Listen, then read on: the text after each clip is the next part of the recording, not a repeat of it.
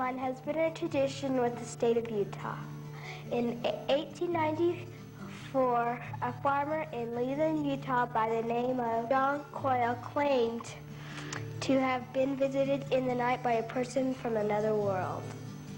This visitor took him to a high mountain near his home. The visitor took him into the mountain and explained the different rock formation. John Koyle claimed he was shown 9 large rooms with gold and ancient records, along with tunnels which had been dug by ancient people. John Koyle claimed he was told to open this mine so that people could be tried and tested, and that this mine would be richer than anything like it in the world. The wealth of the mine would not be reached until a time of great worldwide troubles when most of the people would need relief, and because of this, this mine would be called the relief mine. When would the mine come in?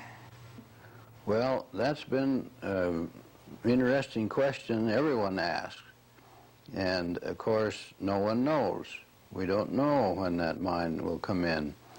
Bishop Koyle said that it would come in at a time when there'd be 3-inch headlines on a newspaper. And down at the bottom of the page, there'd be a small little notice that the Dream Mine made its first shipment of ore. So apparently there'd be some big calamity happen in this country just about the same time that the mine would come in. Well, the bishop didn't know exactly when the mine would come in, except Bishop Koyle did see that a certain number of conditions would exist at that time.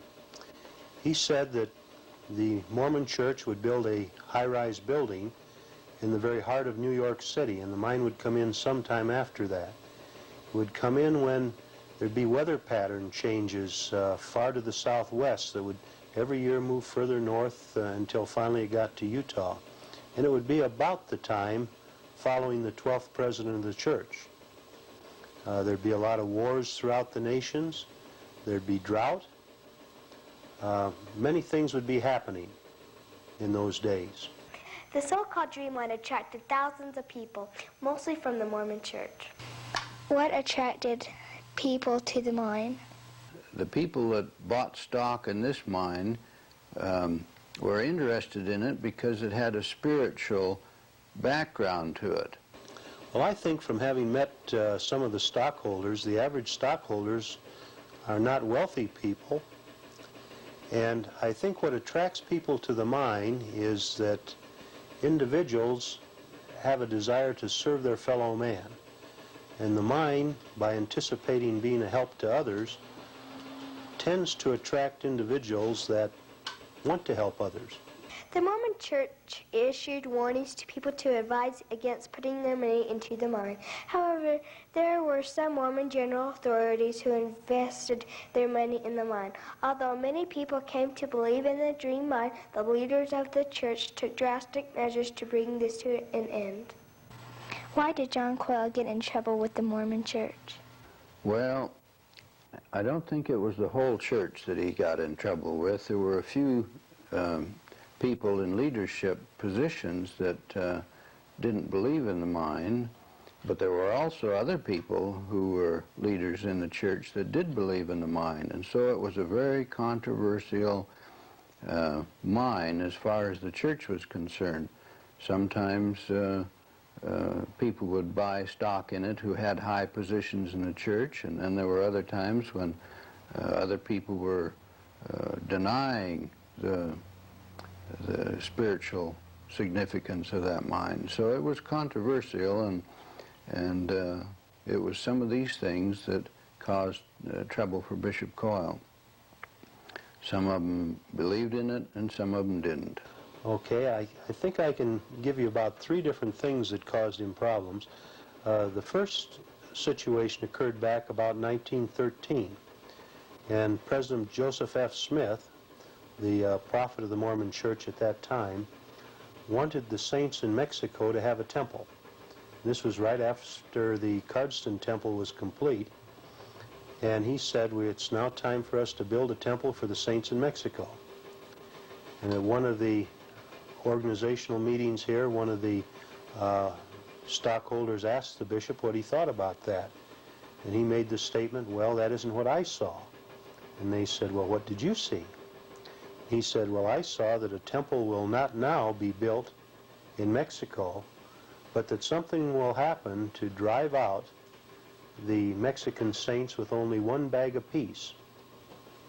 And of course, within just a short period of time, Pancho Villa and some of the other Mexican generals drove out the Mormons from Mexico. And that was somewhat of an embarrassment to the church. Then in 1909, the bishop had started to talk about World War I.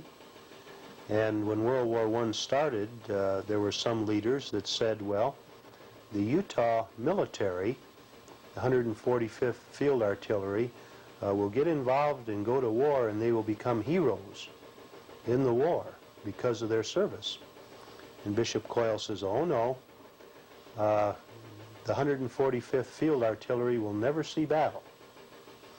And they got shipped out of the States, and there was a lot of fanfare in the Deseret News. And on a certain date, the Deseret News carried an article that the Utah boys were in battle, seeing battle. But it turned out that before they got to the battlefront, the armistice was signed that day, and they never saw battle. And that was a little bit embarrassing. When John Koyle was 84 years old, he signed a form which denied his claims of dreams concerning the mind, and shortly after was excommunicated from the Mormon Church. John Koyle died on May 17, 1949 in Payson, Utah. Why did John Koyle sign the statement about denying the dream?